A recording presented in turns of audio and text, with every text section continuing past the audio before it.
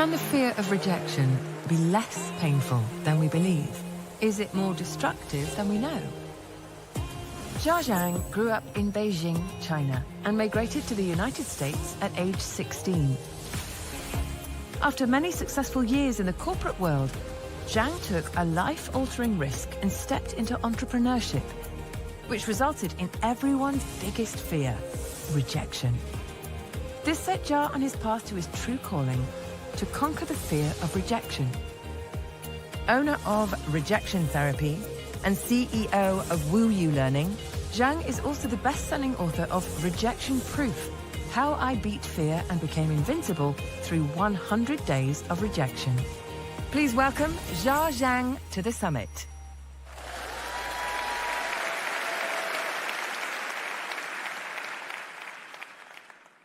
All right, let's talk about rejection.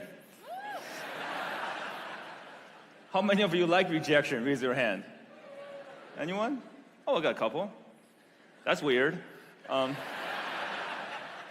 many of you like gifts? Raise your hand. Cool, I hope all of you. I love gifts, but I didn't like gifts growing up. Why? Well, I grew up in Beijing, China. I had a pretty good childhood. But one day, my first grade teacher came up with this brilliant idea. Brilliant. That she wanted us to not only get gifts, but also learn the virtue of complimenting each other at the same time. So she bought all of us gifts and stacked them in the corner. She said, why don't all of you come to the front of the classroom and say nice things about each other? If you hear your name called by someone else, go get a gift and sit down. What a great idea, right? What could go wrong? When it started, it was great. Every time I heard someone else's name was called, I'll be like, yay, when it's my turn. Then there were 20 people left, and 10 left. At the end, there were 3 kids left. No more compliments. And I was one of them. You know, at that moment, I didn't want gifts anymore. I didn't want compliments anymore. I just want to sit down. I was crying. I really have no idea why no one would say anything nice about me. I thought that was cool. You know, I thought I was a popular kid. Then I saw who was standing next to me. I knew otherwise because I hated those 2 kids. And the teacher was freaking out. She was like, oh my, would anyone say anything nice about these people? No? Okay, why just go get a gift and sit down. You guys behave better next year so someone says something nice about you. You know, I'm describing this like it happened to me yesterday, right? Ever since that day, I would just die not to be in that situation again, getting rejected in public. But I don't know if it felt worse that day. Was that me or my teacher? You know, and she probably realized that her team building event turned into this roast of 3 6-year-olds. But that was one version of me. You know, I live in Silicon Valley now. Everything there is about versions. You know, version 1.0 and 2.0. So that was version 1.0 of Jia. 8 years later, when I was 14, I got an upgrade by this guy to version 2.0. Do you know who he is? Anyone? Bill Gates, that's right. No, he didn't personally upgrade me with a floppy disk or something. That'd be pretty cool if he did. No, he came to China to promote Windows 95. I heard him speak.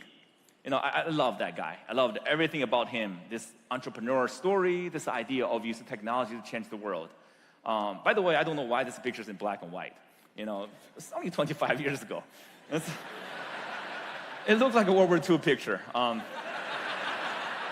So didn't have the iPhone then, I guess. So that night, I wrote a letter to my family telling them, hey, don't worry about your son now. I got my life figured out. By age 25, I will build the biggest company in the world, and I will buy Microsoft. I loved everything about him, including the idea of dominating the world. And I didn't make this up. I did write that letter. And my family kept this for me all these years, and they sent it to me when I was 30. They were like, have you done this? This is the letter. By the way, you don't have to try to read it. It's really bad handwritten Chinese, but I did highlight some keywords for you. You know what I'm talking about. In that letter, I also said, someday I want to go to the United States to fulfill that dream, because that's where the land of opportunity is, and that's where Bill Gates lives. And I want to beat him on his home turf. I even want to go to, I even pick up my own city. I said, I want to go to Houston. Anyone from Houston by any chance? All right, there we go. I didn't know why I said Houston. It sounded really good in Chinese, Houston. And 2 years later, I was given the chance to come as a cultural exchange student. The people who come from foreign countries to America that live with you. It's kind of annoying. But when I came, I didn't go to Houston. I didn't come to Chicago. Didn't go to LA, New York. I went to rural Louisiana. Anyone from rural Louisiana by any chance? Okay, cool. Okay, how about you? Yeah, I'll be nice. It's a small town. There are more cows than people in that town. And I was like, wow, I'm from Beijing. It's a town of 15 million. This is different than I thought. So I said, it's okay. I'll start small, start from here. And in fact, that's sometimes, God has a journey for everyone, because that's where I gained my faith. That's where I met God. And then I said, someday, oh, thank you. And my life has never been the same since. But I also said, okay, that's also a start of a great entrepreneur journey. Someday, someone will write a book about me, like this great immigrant entrepreneur from small town. Then fast forward another 14 years. One day I woke up, I was 30. Nope, I didn't build the biggest company in the world. I didn't even start. What did I do?